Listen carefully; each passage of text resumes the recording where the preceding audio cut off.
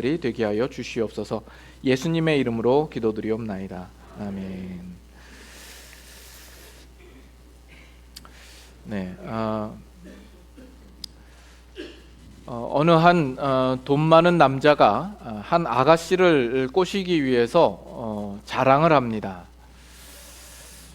저는 지난주에 쌀국수를 먹기 위해서 베트남을 다녀왔고, 어제는 라면을 먹기 위해서 일본을 다녀왔습니다. 그리고 내일은 딤섬을 먹기 위해서 홍콩을 가려고 하는데 같이 가시지 않겠습니까? 그랬더니 이 여자가 이렇게 말했답니다. 저는 어제 천국에 가서 김밥을 먹고 왔습니다. 잘 이해를 못하시는 분이 있으실지 모르는데 한국에 가면 김밥 천국이라는 아주 유명한 분식 체인점이 있습니다. 아무리 자랑을 해도 그 자랑에 넘어갈 어떤 그런 모양새가 보이지 않습니다. 여러분들은 무엇을 자랑하시겠습니까? 여러분의 인생에서 무엇을 가장 큰 자랑으로 삼으시겠습니까? 오늘 말씀을 나누는 내용들 속에서 여러분의 자랑하는 것이 무엇인지, 또 무엇을 자랑해야 할지 분명히 확인하고 돌아가실 수 있는 시간이 됐으면 좋겠습니다. 지난주에 함께 나누었던 내용 여러분 기억하십니까? 우리가 지난주에는 우리가 신자라는 이름으로 현재 서 있는 자리에서 우리의 신앙과 우리의 구원을 신중하게 검토하며 살펴보았습니다. 우리 서 있는 이 자리에서 과거를 돌아볼 때 거기에는 예수 그리스도의 피로 말미암아 우리가 의롭게 된 놀라운 사건이 있었는가 하는 것을 우리가 보았습니다.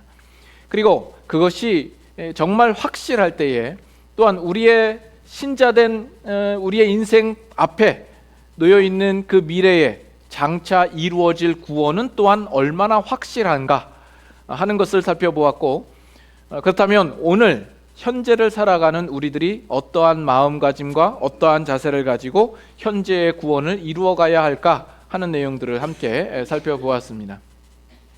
오늘 읽은 5장 11절은 이렇게 시작합니다. 그뿐 아니라 어떤 느낌이 듭니까? 지금 사도 바울이 지금까지 진술하고 이야기했던 그 모든 것이 아직 전부가 아니라는 어떤 그런 뉘앙스가 들어있지 않습니까? 그래서 사도 바울은 아직 중요한 문제가 남아있어서 이 문제만큼은 꼭 나누어야 되겠다라는 그런 마음이 있는 것 같습니다. 그 내용이라고 하는 것은 우리로 화목하게 하신 우리 주 예수 그리스도로 말미암아 하나님 안에서 또한 즐거워하느니라 하는 이 내용입니다. 우리가 지난주에 살펴본 대로 9절과 10절은 그 구조상 과거 시제와 미래 시제 이렇게 나뉘어져 있었던 것을 보았죠. 그래서 과거에 이루어진 우리에게 이미 이루신 구원과 장차 우리가 이룰 완전한 구원이 놓여 있었습니다. 근데 우리가 지금 읽은 이 11절은 그 시제가 현재인 걸로 봐서 오늘 예수 그리스도를 믿는 신자들이 결국 오늘을 어떻게 살아가야 하는지에 대한 내용을 다루고 있는 것 같습니다. 여기 보면 하나님 안에서 즐거워한다라는 표현이 나와 있죠. 이 즐거워한다라는 표현이 원어상으로 보면 자랑한다라는 의미입니다. 그래서 NIV 성경을 봐도 Boast in God 이렇게 나와 있어요. 근데 이 비슷한 표현을 이미 로마서 5장에서 우리는 한번 보았습니다. 5장 2절에 보면 비슷한 표현이 나와 있어요. 그 하반절을 보시면 이 은혜에 들어감을 얻었으며 하나님의 영광을 바라고 즐거워하느니라. 여기서도 지금 11절과 똑같은 동사 단어를 쓰고 있습니다. 그러나 지금 2절에서 즐거워한다라는 표현과 11절에서 즐거워한다라는 표현은 그 내용상 차이가 있습니다. 2절은 하나님께서 우리 믿는 자에게 허락하신 그 미래의 영광과 그 운명을 바라보며 즐거워하고 자랑한다라는 의미가 있습니다. 우리 믿는 신자들에게 약속한 그 영광을 앞으로 우리가 누릴 것과 기대할 것을 보고 우리가 즐거워한다라는 것이죠. 그러나 지금 11절에 즐거워하는 것은 보다 하나님 자신에 관한 것입니다. 그래서 이거를 보다 정확하게 직역을 하면 하나님을 자랑한다라는 의미입니다. 그래서 하나님 그분 자체를 우리의 자랑으로 여긴다라는 의미가 되는 것이죠. 자, 로마서 2장 17절 한번 보실까요? 로마서 2장 17절. 자, 한번 같이 읽겠습니다. 유대인이라 불리는 내가 율법을 의지하며 하나님을 자랑하며. 여기 하나님을 자랑하며 라고 나와 있죠. 이것이 원어상으로 보면 지금 우리가 읽은 11절 본문에 나온 똑같은 동사를 쓰고 있고 똑같은 전치사, 똑같은 목적어를 두고 있습니다. 다만 그 번역을 오늘 본문에서는 하나님 안에서 즐거워한다라는 표현을 쓰고 있는 것이죠. 그러나 하나님을 자랑한다라는 표현이 보다 정확한 번역입니다. 하지만 지금 2장 17절에는 이 유대인들이 지금까지 하나님을 잘못 자랑한 부분들에 대해서 지적하는 내용입니다. 그래서 우리가 그리스도인으로서 하나님을 자랑하는 것과는 또 내용이 다른 것이죠. 유대인들은 우리가 율법을 소유했고 우리가 할례를 행함으로써 우리는 하나님의 선민이며 하나님을 마치 자신들의 그 전용 소유물인 양 하나님을 자랑하고 있는 겁니다. 마치 이스라엘 백성들이 자기들만 하나님과 독점적인 이해관계를 가지고 있는 양 자신을 우쭐거리며 우월감 속에서 하나님을 수단화시켜서 하나님을 자랑하고 있는 것이죠. 이것이 유대인의 자랑이라면 11절에 나와 있는 우리가 읽은 본문에 그 자랑한다, 하나님을 자랑한다라는 것은 먼저는 우리가 연약한 가운데, 경건하지 않은 가운데, 죄인 가운데, 원수 가운데 있었던 우리들의 부끄러운 인식에서부터 출발을 합니다. 그럼에도 불구하고 하나님께서 자신을 희생해가며 우리를 구원하신 일에 대하여서 우리는 하나님을 자랑한다, 이런 의미가 되는 겁니다.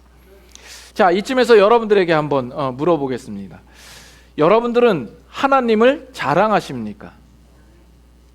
확실하게 대답을 하세요. 예. 여러분들은 하나님을 자랑하십니까? 예. 조금 더 여러분들이 좀 수월하게 대답을 할 수 있도록 해볼까요?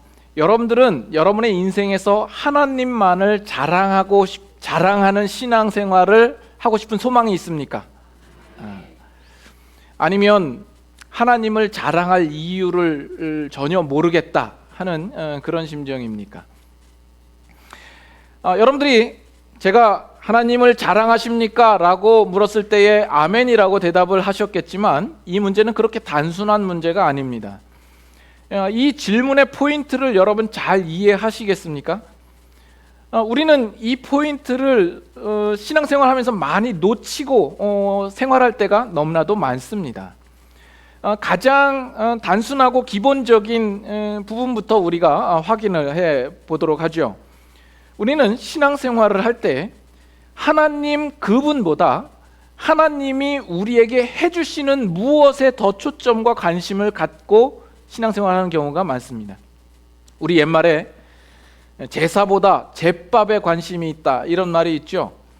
그것처럼 우리가 예수 그리스도를 믿는 우리의 신앙의 목적이 하나님 그분이 아니라 하나님을 통하여서 내가 무엇을 얻을 수 있을까?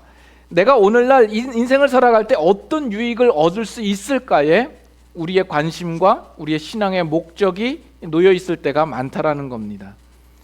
가장 우리가 쉽게 생각해 볼 수 있는 것이 우리의 기도입니다. 우리의 기도의 내용입니다. 여러분은 기도할 때 무엇을 구하고 무엇을 위해서 기도합니까? 우리가 기도할 때 하나님과 그분과의 온전한 관계와 하나님의 뜻을 구하기보다 우리는 그의 능력을 빌어서 나의 소원과 나의 욕심을 채우는 대로 목적하고 그럴 때에만 기도의 필요성을 느끼는 경우가 많지 않습니까?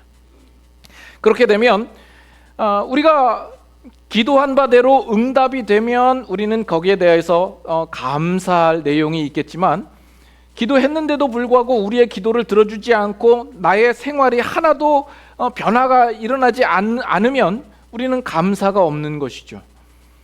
우리는 그 기도 속에서 하나님 그분을 놓치고 있는 겁니다.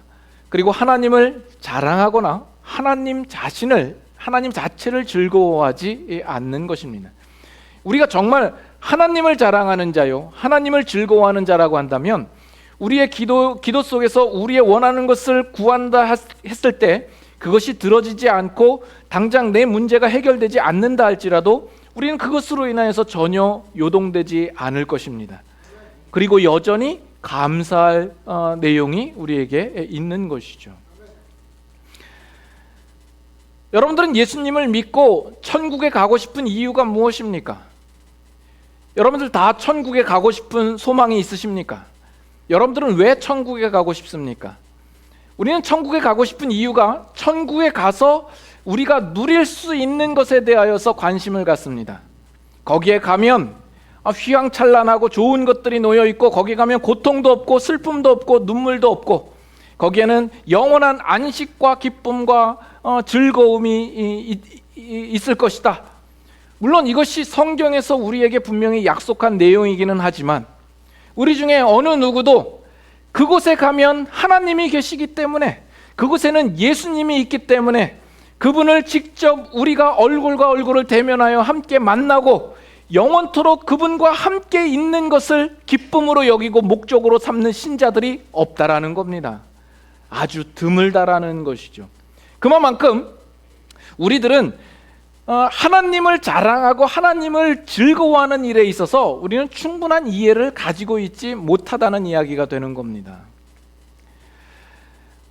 우리 기독교의 진리를 잘 정리한 웨스트민스터 신앙 고백이라는 게 있습니다. 우리가 믿는 바 그 요점을 우리 성도들에게 잘 교육시키도록 하기 위하여서 그것을 문답 형식으로 만든 것이 있습니다. 그 중에 대요리 문답과 소요리 문답이 있습니다. 그 소요리 문답의 첫째 질문과 답이 무엇인지 아십니까?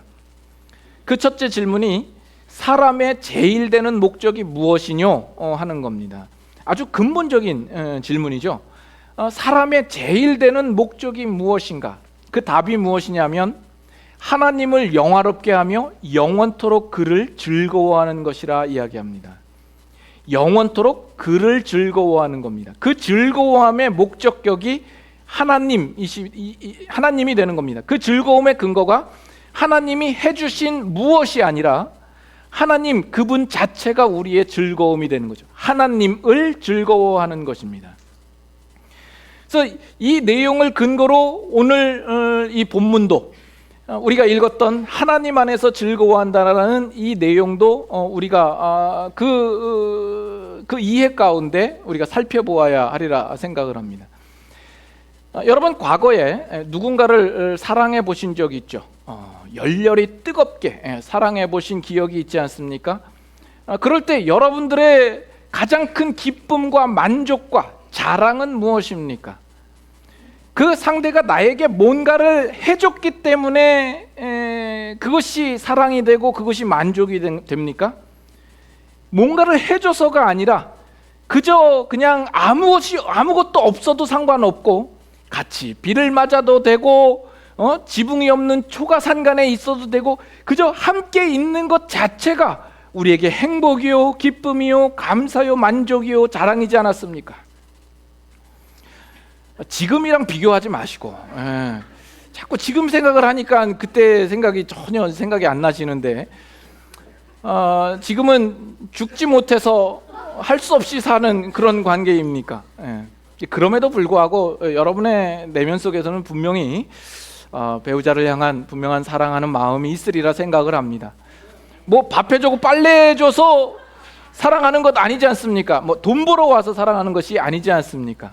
함께 있어서 이제 그거를 배우자가 아프거나 어떤 위험한 일에 처하면 우리는 더 크게 느끼는 거죠. 다만 우리의 표현력이 약해서 우리가 그것을 다 표현하지 못하고 사는 것은 있지만 여러분 내면 깊은 곳에는 분명한 그런 사랑의 마음이 있으리라 생각을 합니다. 이때 아멘 하나시고 오늘날은 이 사랑이라는 것이 참 많이 변질되었죠. 결혼을 할 때에도 상당히 상대방의 여러 가지 많은 부차적인 것들을 따지죠. 그래서 그 집안이 어떠냐, 경제력이 어떠냐, 학력이 어떠냐를 따집니다. 그 사람이 좋은 게 아니라 그 사람이 나와 함께 있으면 내가 어떤 유익을 얻을 수 있을까, 내가 무엇을 누리면서 살 수 있을까, 우리는 이런 생각을 하는 것 같아요. 근데 그것이 그 평가받는 대상에게 있어서는 얼마나 그것이 모욕적입니까? 결국은 나를 사랑하는 게 아니라 내 주위의 조건을 사랑하는 것 아닙니까?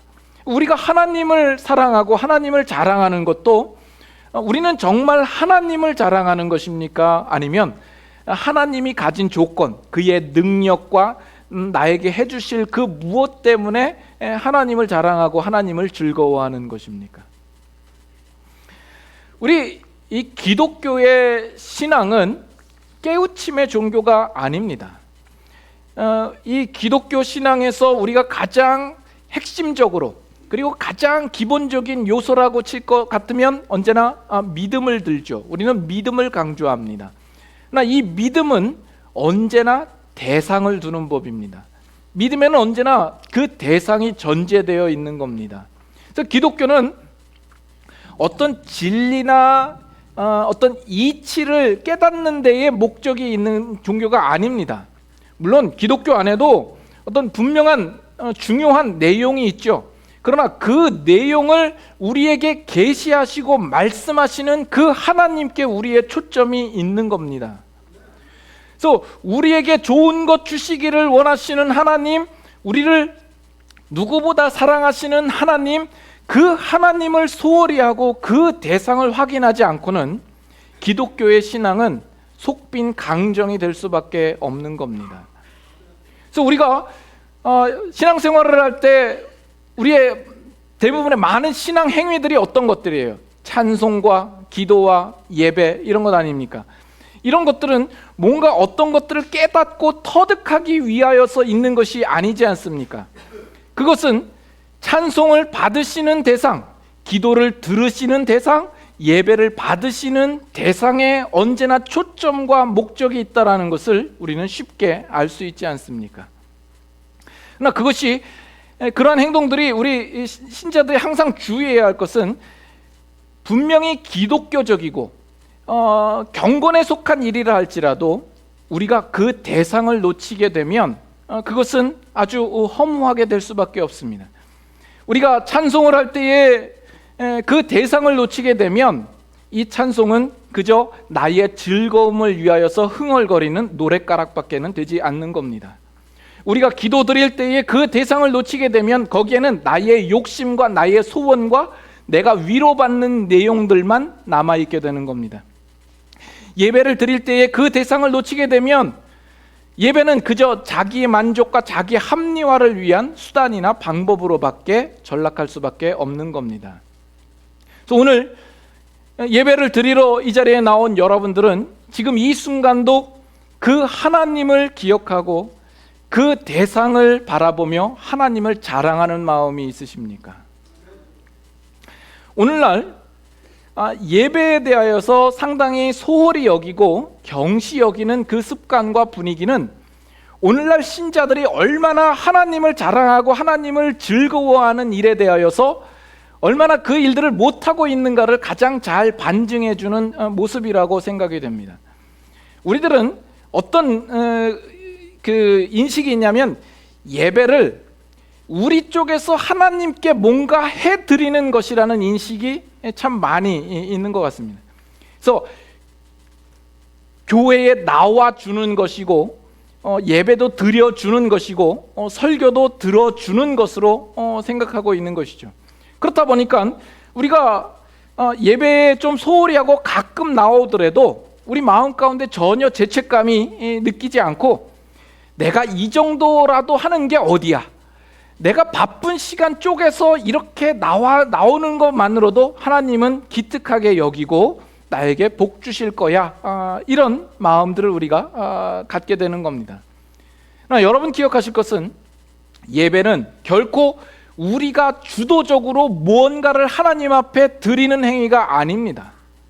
내가 내가 하나님을 만나러 가는 자리가 아닙니다. 과거에는 예배를 본다 그러면은 혼났어요. 예배를 본다가 뭐니? 하나님께 예배를 드린다고 해야지.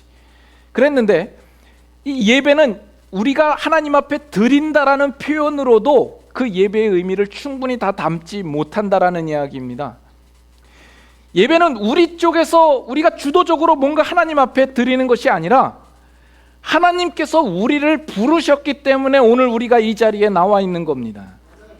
하나님께서 우리를 초청하셨고 그 초청을 입어서 우리는 은혜로 이 자리에 나와 있는 거예요.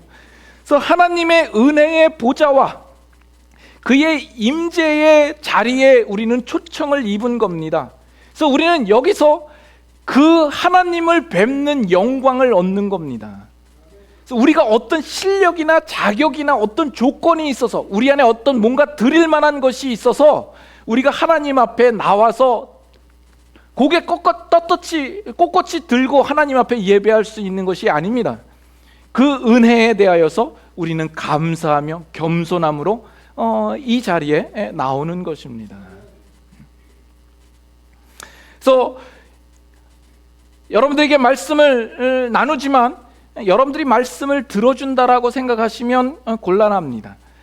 이것이 뭔가 여러분들에게 설명을 주고 여러분들을 교육시키고 여러분들을 선동하기 위하여서 있는 것이 아닙니다.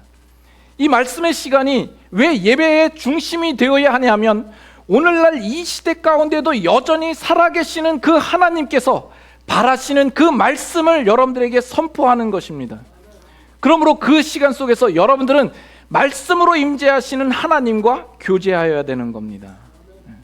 그래서 우리 모두가 그 하나님이 우리의 참 하나님이요 우리의 구원자 되심을 인정하며 시인하며 고백하는 예수 그리스도를 믿는 사람들이 함께 모여서 그 하나님을 바라보고 하나님께서 우리를 위하여서 행하신 그 기이하고 놀라운 일들을 찬양하며 감사하며 높이며 우리가 하나님이야말로 우리의 참 만족이십니다, 나의 기쁨입니다, 나의 자랑입니다 하는 그 고백을 하는 자리가 이 예배의 자리가 되어야 되는 겁니다.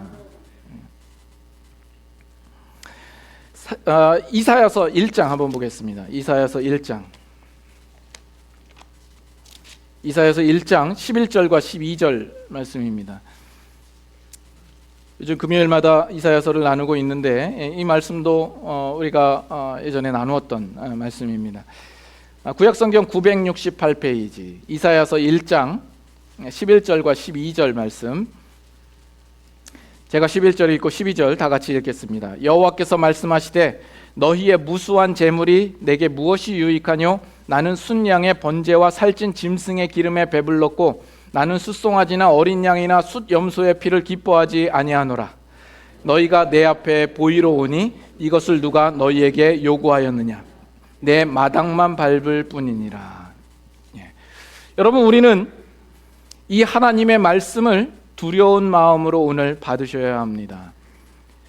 여러분, 근데 지금 하나님께서 이스라엘 백성들을 지금 꾸짖고 책망하는 내용 가운데 이 구절이 있는 거예요. 여러분 생각하기에 이스라엘 그 유다 백성들이 오늘 우리가 드려지는 예배만 못할 거라고 생각합니까? 그들의 정성과 예배를 드리는 열심이 우리보다 못할 거라고 생각합니까? 천만의 말씀입니다. 그들은 예배에 대하여서 누구보다 더 철저하고 엄격하고 경건하고 거룩함으로 나아갔을 겁니다. 지금 여기에도 보면 그들이 무수한 재물로 하나님 앞에 예배드렸다는 사실을 알 수가 있죠. 자신의 재물을 아끼지 아니하고 하나님 앞에 갖다 바친 겁니다. 그리고 살찐 짐승의 기름으로 배불렀다. 호리호리한 짐승이 아니라 그들이 택할 수 있는 가장 살찐 짐승, 기름진 짐승을 하나님 앞에 드렸을 겁니다. 그런데 지금 하나님께서는 너희의 드리는 것을 기뻐하지 않는다라고 이야기를 합니다. 왜 그럴까요? 그들은 그 예배의 대상이신 하나님을 놓치고 있는 겁니다. 그 하나님이 누구이신지, 그 하나님이 우리에게 바라시는 것이 무엇인지 그것은 생각하지 않고 거기에는 그저 제사의 규범과 의식과 율례와 규범만 남아 있는 것이죠. 그래서 하나님이 너희는 내 앞에 보이러 온다라고 이야기를 합니다. 혹시 여러분들이 이 자리에 나올 때 그저 하나님 앞에 보이러 나오시지는 않았습니까? 너희는 내 마당만 밟을 뿐이라. 매주일 오셔서 교회 마당만 밟고 가는 우리들의 모습은 아닌가? 말라기 선지자는 하나님의 말씀을 이렇게 대언을 합니다. 내 제단에 헛되이 불사르지 않도록 하기 위해서 누군가 성전문을 닫을 자가 있었으면 좋겠다. 내가 너희를 기뻐하지 아니하며 너희가 드리는 것을 받지 아니하리라. 이렇게 말씀합니다. 여러분들은 오늘날 하나님께로부터 이 지적을 받지 않을 자신이 있으십니까? 오늘 우리가 드려지는 예배에 우리는 어떠한 마음으로 무엇을 추구하며 누구를 바라보며 이 자리에 나와 있습니까? 종종 이렇게 주일날 나와서 예배를 드릴 때에 여러 가지 교회의 여러 행사라든지 여러 행정적인 일 때문에 예배의 자리에 들어오지 않는 경우가 있습니다. 우리가 그런 일들만큼은 피해야 합니다. 우리가 예배를 드리러 왔다면 예배가 우리에게 가장 중요하고 가장 소중하고 가장 우선되는 것으로 여길 줄 알아야 합니다. 물론 우리가 여러 가지 일을 하고 준비를 하는 것도 다 하나님을 위하여서 하는 일이요, 교회를 위하여서 하는 일이요, 성도를 위하여 하는 일이기 때문에 참 귀한 것이긴 하지만 예배를 뒤로하고 하는 그 모습은 결코 아름답지 않은 겁니다. 하나님께서 기뻐하실 리 만무합니다. 그리고 그것이 최선이 아닌 것은 여러분들이 더 잘 알 겁니다. 얼마든지 그 부분은 우리가 지혜롭게 다른 방법을 가질 수도 있는 문제입니다. 그러면서 우리는 어떤 생각 가지고 있냐면 설교는 나중에 인터넷으로 목사님 설교 들으면 되지, 이렇게 생각을 하실지도 모르겠습니다만은 장담컨대 그렇게 말하는 사람 치고 주중에 제 설교 듣는 사람 없습니다. 불보듯 뻔합니다. 그리고 주일날 예배 드리러 나온 것이 그저 제 설교를 듣기 위해서 나온 것입니까? 그렇지는 않지 않습니까? 우리의 예배의 인식이 어떻게 되어 있는가 우리 먼저 생각해야 합니다. 그런 잘못된 인식 속에 과연 살아계신 하나님을 우리가 분명히 바라보고 있는가? 그 하나님을 정말 즐거워하고 자랑하는가? 생각해 봐야 합니다. 오늘날 예전과 다르게 주일 성수에 대한 규범이 상당히 약화되어 있죠. 종종 이런 이야기를 하는 성도들을 만납니다. 아니, 왜 주일만 거룩하고 중요하게 여겨야 하느냐? 성경으로 볼 때 주일만이 아니라 일주일 그 매일 하루하루의 삶이 다 중요하고 거룩하게 지내야 되는 것 아니냐? 맞는 말입니다. 그러나 이렇게 이야기를 하고 주일 예배 드리는 이 일들을 게을리하는 사람은 그 일주일 매일 하루의 삶도 결코 거룩하고 중요하게 생각하고 지내지 않을 겁니다. 척 보면 삼천리입니다. 정말 그 하루하루를 정말 하나님 앞에 거룩하고 중요하게 경건하게 사는 자는 이 주님 앞에 함께 모여 드리는 이 공적인 예배를 더욱 소중하게 생각을 할 겁니다. 무엇보다 여러분들이 이 주일 성수를 지키는 데는 아주 상징적인 중요한 의미가 들어 있습니다. 이것은 이 세상 앞에 우리 믿는 그리스도인들이 분명히 전하여야 할 하나의 메시지의 형태라는 것을 이해하셔야 됩니다. 세상 사람들은 우리를 바라보고 뭐라고 얘기를 하냐면, 아니 일주일 동안 그렇게 열심히 일하고 하루 쉬는데 그 쉬는 날 굳이 교회에 가서 거기서 예배를 드려야 되겠냐? 이 좋은 날, 오늘 같은 좋은 날도 아닌데 좋은 날 궁상맞게 교회 가서 앉아서 설교를 듣나? 이런 날은, 이런 비 오는 날은 집에서 빈대떡이나 부쳐 먹지, 낮잠이나 자고 왜 교회에 가야 되냐? 이렇게 제정신이냐? 너희들은 미치지 않았냐? 이런 생각을 가질지 몰라요. 그러나 우리가 예수 그리스도를 믿는 신자라고 한다면 그 세상 앞에 우리는 우리는 하나님만이 나의 자랑입니다. 하나님이 나의 기쁨입니다. 세상 다른 모든 즐거운 것들이 있다 할지라도 나는 하나님 없이는 살 수 없으며 하나님 앞에 나아가 예배드리는 것이 나의 참 기쁨입니다. 이것을 선포하고 보일 수 있어야 됩니다. 여러분들이 주일날 꾸역꾸역 이 예배실에 나와서 주님께 예배하는 것을 통하여서 우리는 세상에 그것을 알려야 하고 보여야 합니다. 또 세상 사람들이 우리를 보고 의아하게 여겨야 됩니다. 아니 어떻게 저 사람들은 이 좋은 날 즐길 수 있는 것들을 놔두고 정말 교회에 나갈까? 저들이 믿는 것에는 뭔가 정말 특별한 것이 있는가 보다, 이렇게 의아하게 여길 수 있도록 우리가 그렇게 마음 먹고 주일 성수를 고집해야 되는 겁니다. 그래서 여러분들이 예배를 드린다라는 것은 하나님이 나의 만족입니다, 나의 기쁨입니다라는 그 고백이 표현되는 것이요, 정말 하나님을 자랑하며 하나님을 즐거워하는 자라고 한다면 주일 성소는 신자들의 마땅한 반응이요 자연스러운 결과로서 나타나야 되는 겁니다. 이 기본적인 것부터 되어 있지 않으면서 감히 나는 하나님을 자랑한다 이렇게 말해서는 안 됩니다. 이 부분부터 회복하셔야 됩니다. 나는 정말 하나님을 자랑하는가? 하나님을 즐거워하는가? 그러면 우리가 어떻게 하나님을 자랑하는 신앙을 우리가 구체적으로 가질 수 있을까? 자, 이제부터 목사님 설교도 들었겠다. 이제부터는 하나님을 자랑하는 삶을 삽시다. 이렇게 외치고 우리가 결심하고 다짐하면 우리가 그런 삶이 됩니까?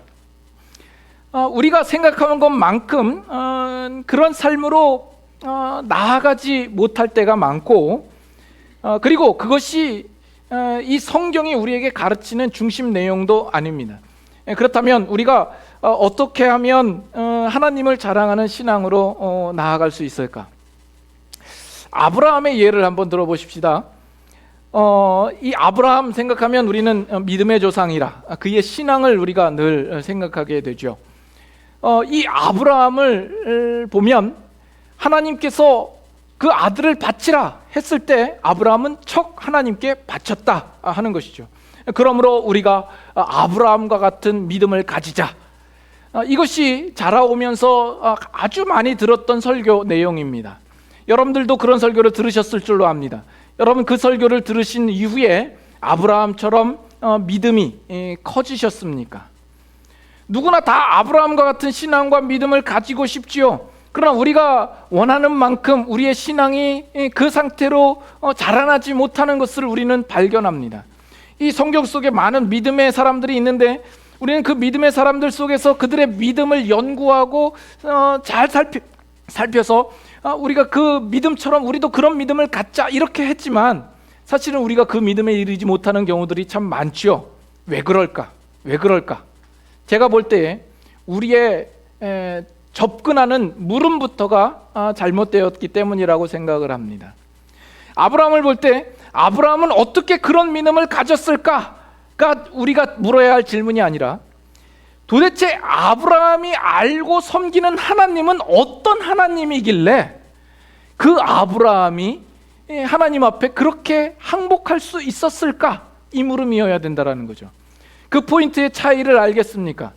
아브라함을 바라보고 아브라함의 믿음을 본받지 하는 것은 그 아브라함의 특심함과 열심과 정성과 어떤 그의 타고난 어떤 그 무엇을 우리가 생각해서 우리가 잘해보자라는 것이거든요.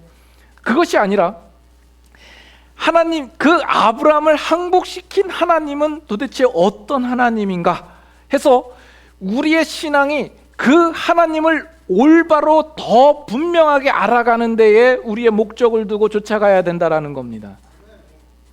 그래서 성경이 우리에게 가르치고 요구하는 것은 하나님을 아는 것입니다. 하나님이 누구이신가 하는 겁니다. 그래서 아브라함은 그의 지나온 인생 속에서 하나님께서 여러 모양으로 간섭하시고 또 동행하시고 또 역사하여 주심으로 말미암아 그가 비로소 하나님이 누구이신지를 옳게 알게 되자 그 항복은 너무나 자연스럽게 되는 겁니다. 아브라함이 순종해야지 해서 그 자리에 간 것이 아니라 하나님이 누구이신지, 하나님이 정말 항복할 만한 분이라는 것을 그 마음에 알고 나니까 하나님이 바치라 했을 때 그 아들도 선뜻 내놓을 수 있는 그 자리까지 갈 수 있었다라는 겁니다. 그래서 호세아서에 보면 선지자가 뭐라고 외칩니까? 우리가 여호와를 알자, 힘써 여호와를 알자, 힘써 여호와를 알자. 네. 하나님이 호세아를 통하여서 이스라엘 백성에게 말씀하시기를, 나는 인애를 원하고 제사를 원치 아니하며 번제보다 하나님 아는 것을 원하노라. 이것이 하나님께서 우리에게 요구하시는 바가 되는 겁니다. 여러분, 하박국 선지자를 알죠? 우리가 얼마 전에도 보았던 걸로서 기억이 나는데 그가 노래했던 것이 뭐예요? 무화과 나무 잎이 마르고 포도 열매가 그치고 감람나무 열매 그치고 논밭에 식물이 없고 우리의 양떼가 없고 외양간 송아지 없어도 그 다음에 나오는 게 뭐예요? 난 여호와로 인하여 즐거워하리라. 난 구원의 하나님을 인하여 기뻐하리라. 우리가 읽은 본문의 내용과 같죠? 여호와로 즐거워하고 여호와로 자랑한다라는 고백이 나오는 겁니다. 이 하박국은 어떻게 그 고백에 이르게 된 겁니까? 처음에는 하나님을 향하여서 불평하는 선지자였습니다. 그러나 하나님께서 하박국에게 이야기를 하죠. 묵시는 정한 때가 있다.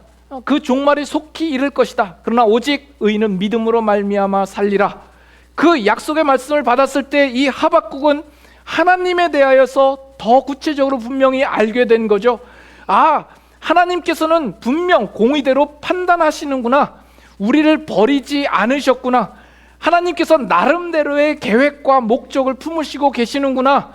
그 하나님은 정말 신실하신 하나님이구나 라는 것을 그가 발견했을 때에 하나님을 자랑할 수 있는 자리로 갈 수 있었던 겁니다. 시편 34편 한번 보겠습니다. 시편 34편 1, 2, 3절 봅니다.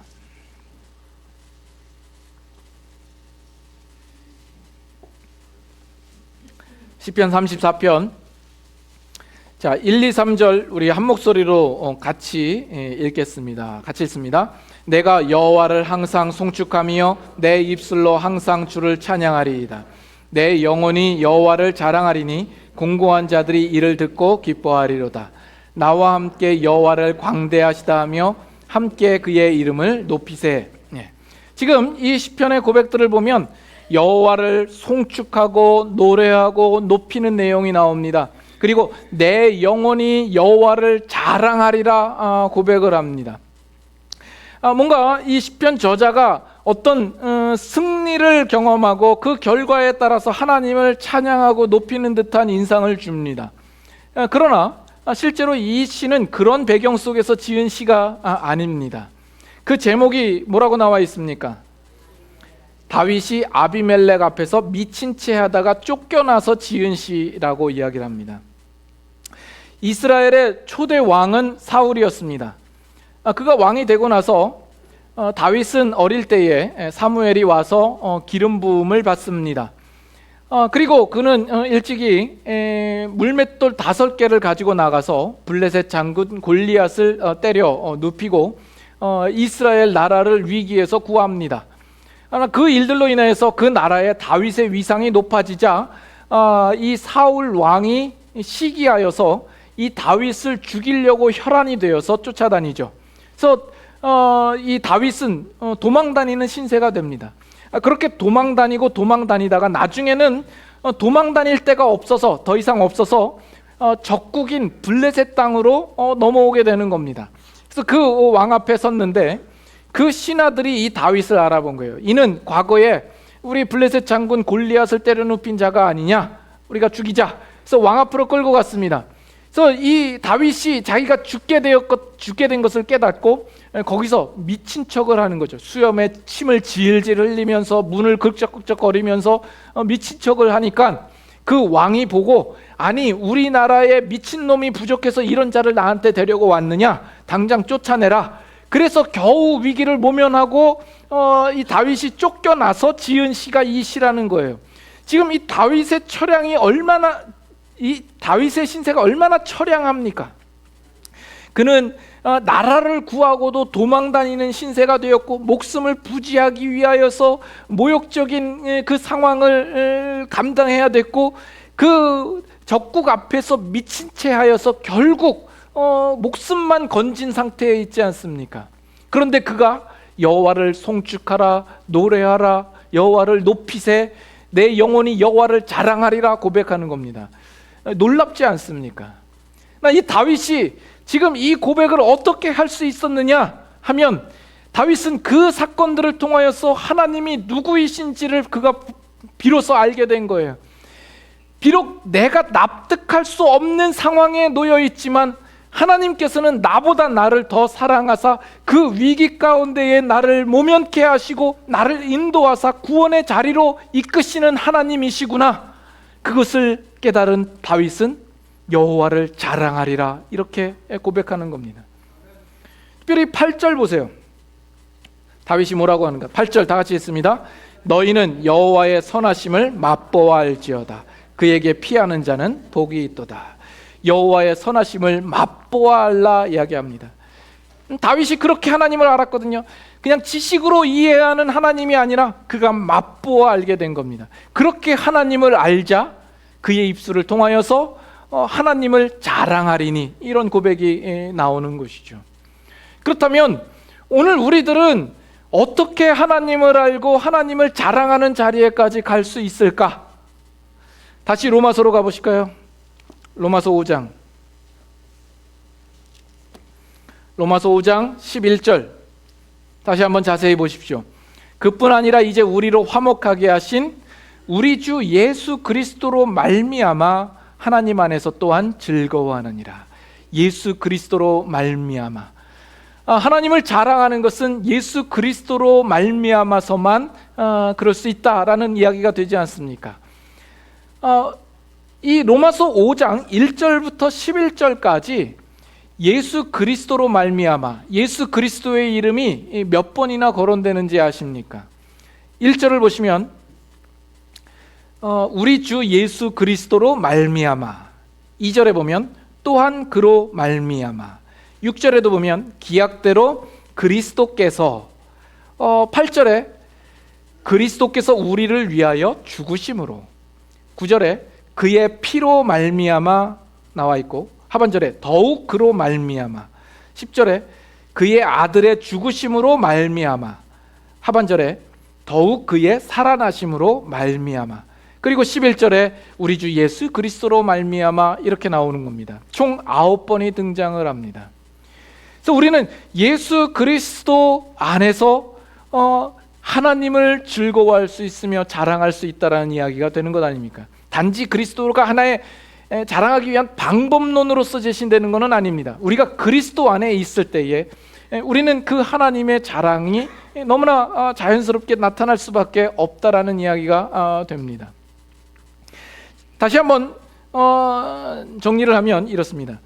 아브라함은 어떻게 하나님을 알죠? 그의 인생 속에서 간섭하시는 하나님, 역사하신 하나님을 통하여서 하나님을 압니다. 하박국은 하나님께서 그에게 약속하시는 그 말씀을 따라서 하나님이 신실하신 하나님이구나라는 것을 알죠. 욥은 거론하지 않았습니다만, 욥은 그 고난과 고통을 지나면서 하나님을 이제는 귀로 듣는 것이 아니라 눈으로서 하나님을 봅니다. 이 자리에 이르게 됩니다. 다윗은 하나님의 선하신 하나님을 맛보아 아는 자리에 이르게 됩니다. 이와 같이 오늘 우리들도 하나님을 아는 자리에 우리가 올 수 있다라는 겁니다. 물론 우리의 삶 가운데도 하나님께서 여전히 간섭하시고 동행하시고 역사하시는 손길이 있어서 하나님을 알기도 하죠.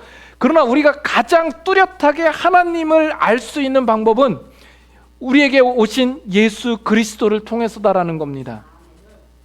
요한복음 1장에 보면 예수 그리스도는 독생하신 하나님이요, 우리 가운데 말씀으로 거하신 독생하신 하나님이요 은혜와 진리가 충만하신 하나님으로서 하나님 자신을 계시하시는 가장 분명한 하나님의 계시자요 하나님의 아들 되십니다. 그러나 거기에서 보다 우리가 오늘 본문에 그 앞서 나누었던 내용대로 우리는 연약하였던 자요, 경건하지 않은 자요, 죄인이요, 원수되었던 자이지만 그런 우리들을 위하여서 하나님께서 그 아들도 아끼지 아니하시고 보내시사 그의 피로 말미암아 우리를 의롭게 하신 그 일들을 통하여서 볼 때 우리는 하나님이 누구이신지를 더욱 분명히 알게 되더라는 것이죠.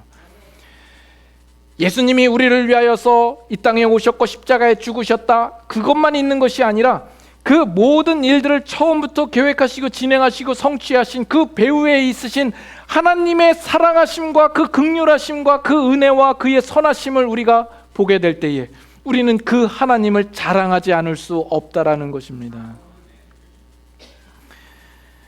이것은 아브라함이 그 인생을 통하여서 하나님을 안 것보다 우리가 예수 그리스도를 통하여서 하나님을 아는 것이 더 풍성하고 더 분명할 것이며, 하박국이 하나님의 예언적 약속의 말씀을 받고 하나님을 안 것보다 예수 그리스도를 통해서 그 약속이 성취된 것을 바라보는 우리는 더 크게 하나님을 알게 되는 것이요, 욥이 단지 귀로 듣기만 했다가 눈으로 보는 것 이상으로 우리는 예수 그리스도를 보고 듣고 만짐으로써 더 하나님을 구체적으로 알게 되며, 다윗이 맛보아 하나님을 아는 것보다 오늘 우리는 성령 안에서 예수 그리스도로 말미암아 하나님을 아는 그것은 단지 맛보아 아는 것 이상으로 하나님을 알 수 있는 자리에 오게 되는 겁니다.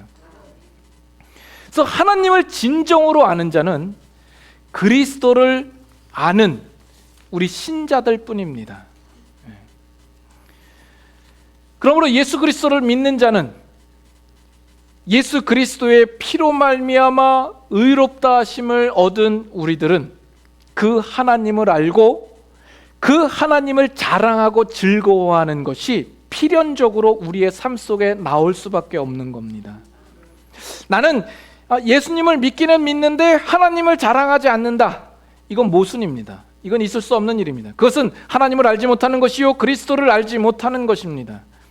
내가 하나님을 자랑하는 일에 있어서 좀 뭔가 결핍되어 있다라는 것은 아직 하나님께서 그리스도를 통하여서 우리를 향하여서 행하신 그 일들을 우리가 충분히 이해하고 있지 못하다라는 이야기가 되는 것입니다.